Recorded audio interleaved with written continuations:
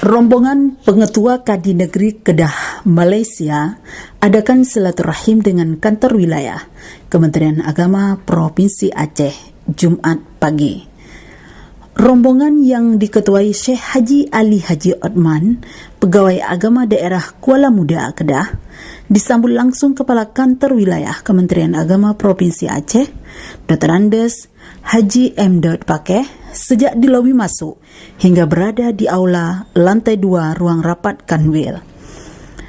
Dalam kata sambutannya ke Kanwil yang didampingi para kabid dan jajarannya, sampaikan sejumlah hal, terutama pembangunan keagamaan di Aceh.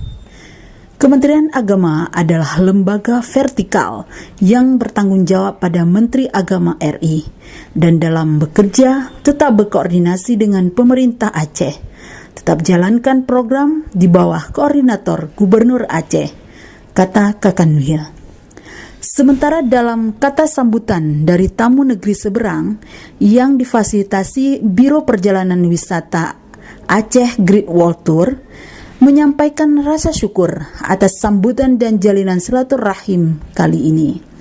Dalam rombongan tersebut juga hadir Imam Besar Masjid Kedah, Haji Roslan, juga pejabat keagamaan di Kedah Darul Aman. Ketua rombongan dari tamu yang didampingi Direktur ATW Mahlizar SPD itu jelaskan bahwa selain kunjungi kantor wilayah Kementerian Agama Aceh, rombongan ini juga nikmati destinasi wisata di Banda Aceh.